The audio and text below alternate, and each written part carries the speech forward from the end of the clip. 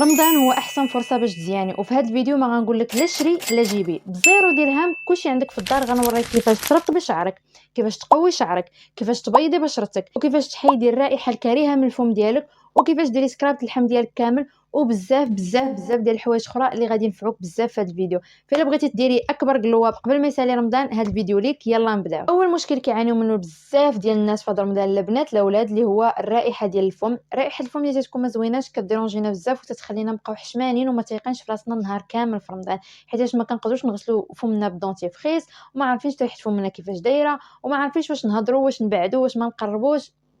انا غنهنيك من هادشي كامل. غنقول لك شنو هما الخطوات اللي خاصك ديري الا بغيتي الريحه ديال الفم داك تبقى زوينه. اول حاجه غنبداو بها اللي هو الخيط. ما تستغناش عليه. حنا ما نقدروش نغسلوا فمنا بالدونتيفريس، ولكن نقدروا نديروا الخيط. الخيط علاش انا شخصيا كيجيني بعض المرات اهم من الدونتيفريس. الخيط كيعاون انه تحيدي اي حاجه لاصقه بين السنان. يعني الا كان الربيع، كان الدجاج، كان اللحم، اي حاجه من قطعه العشاء ديالك والفطور ديالك، واخا تغسلي بالشيته ديال السنان، بعض المرات الشيته ديال السنان ما كتوصلش للداخل وسط السنان. فالخيط راه اساسي وضروري، وبعض المرات كما قلت لك كيجيني اهم من الشتاء. ومن غير الخيط كاين بزاف ديال البنات اللي تيكون عندهم مشكل، واخا يكون فمهم ما لاصق فيه والو، واخا داروا ليه الخيط مازال ريحه فمهم خايبه، غير حيتاش جارحين اللثه ديالهم. علاش كتجرح هاد اللثه؟ حيتاش كتستعملي شيته قاصحه، او شيته قديمه، او شيته فريمون بلاستيك ماشي شيته رطبه.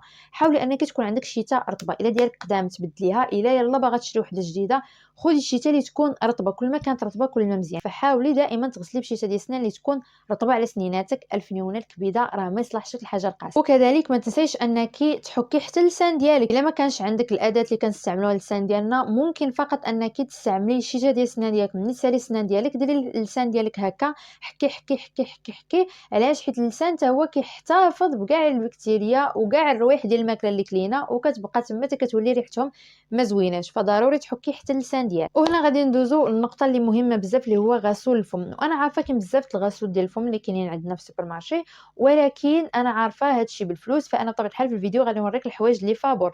غنوريك احسن غسول فم ممكن ديريه فابور بمكون واحد. مكون واحد وعندك في الدار، انا متاكده باذن الله، اللي هو زيت الزيتون.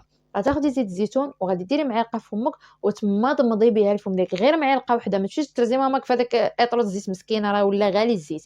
خدي غير زيت العود عاشقه وحده، حطها في الفم ديالك، مضمضي مضمضي مضمضي مضمضي بها فمك مزيان، ومن بعد لوحيها.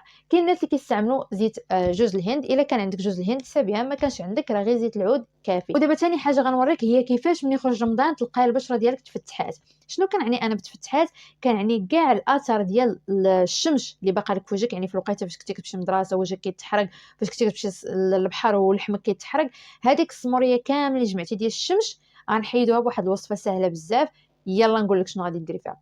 اول حاجه غتحتاجي ديري فيها اللي هو تاخدي سنيده وتزيدي عليها القهوه، خلطيهم مزيان مزيان مع بعضياتهم. من بعد غادي تجيبي الباربه مطحونه، الا عندك ديريها، الا ما عندكش شريها. زيدي عليها شويه عكر فاسي. العكر فاسي زوين، كيعطي واحد اللوين زوين للحم. غادي تزيدي عليه الروز مطحون. الا كان عندك شديه طحنيه، ما كانش عندك جيبي روز وطحنيه، ولا خذيه اصلا مطحون. زيدي عليه غسول او اي حاجه مفيده عندك. انا كندير الغسول، انت ديري اي حاجه. عاده ديري داكشي كله في بواطه. كل سيمانه هزي شويه من ديك البواطه. ملي تبغي تدخلي للحمام غتزيدي عليها شويه ديال الماء ورد وشويه ديال زيت الزيتون، وغادي تحكي بهم لحمك. حكي بهم مزيان، ماشي تاني تجرحي راسك. حكي اللحم ديالك حتى تحيدي كاع داك الجلد اللي خاصك تحيديه. وتيقن هذه الوصفه هذه فريمون كتخلي اللون ديال الجسم يرجع اللون الطبيعي الاصلي ديالو. خلي ماشي عشان غير تحكي بها لحمك صافي وتحيدها، نو.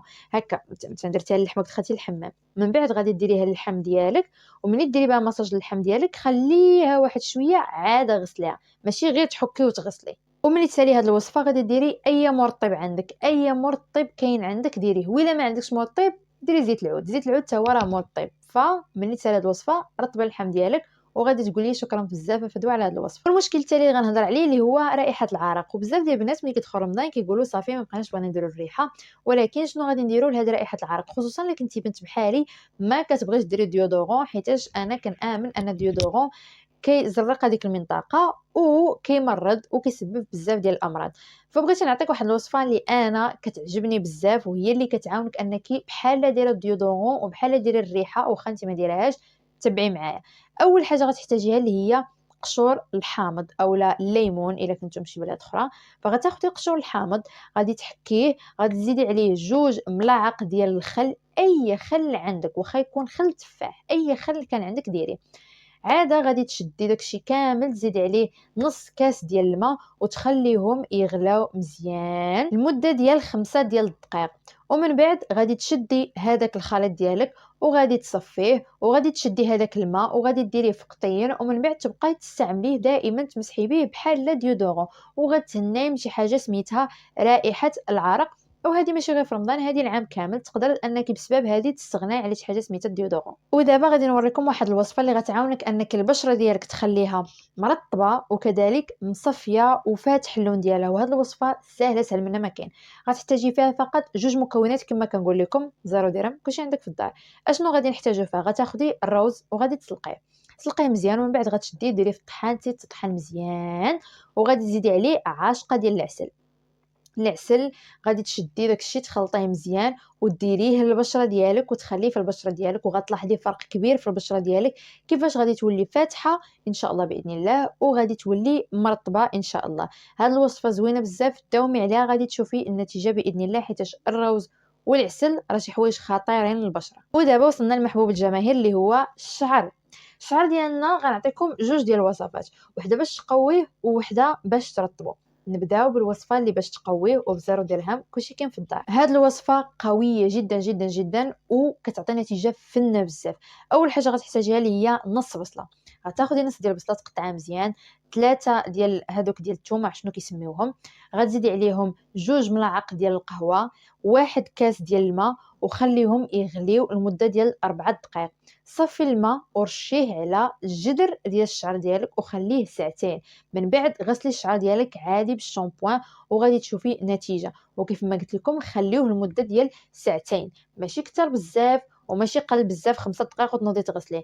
هاد الماسك هذا ديال الشعر حسن من بزاف الماسكات اللي غتشريهم من الزنقه باش يقويو لك شعرك، وما غيديروا لك حتى شي حاجه في الاخر. هاد الماسك زوين بزاف، عن تجربه فن فن فن. ودابا غادي ندوزو لاخر وصفه عندي في هذا الفيديو اللي هو ترطيب ديال الشعر. هذه الوصفه سهله بزاف، ما فيهاش مكونات بزاف. اول حاجه غادي تاخدي اللي هما 3 ديال صفار البيض. 3 صفار البيض حاولي ما امكن ما يكونش معاهم الابيض.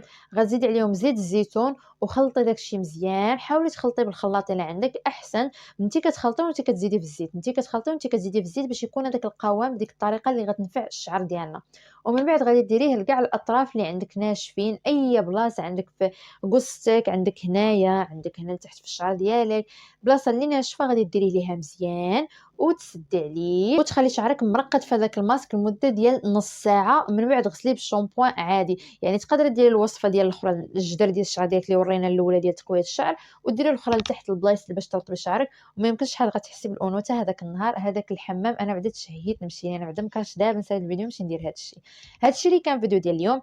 الى عجبك الفيديو بغيتي تشوفي مور كونتنت لايك ذا، ممكن انك ديري ابوني باش فيما نحط فيديو اخر تشوفيه، وديري لايك وقولي تحت في لي كومونتير علاش بغيتيني نهضر في الفيديو الجاي. هادشي اللي كان فيديو ديال اليوم، نتلاقاو ان شاء الله في فيديو اخر. بسلامه.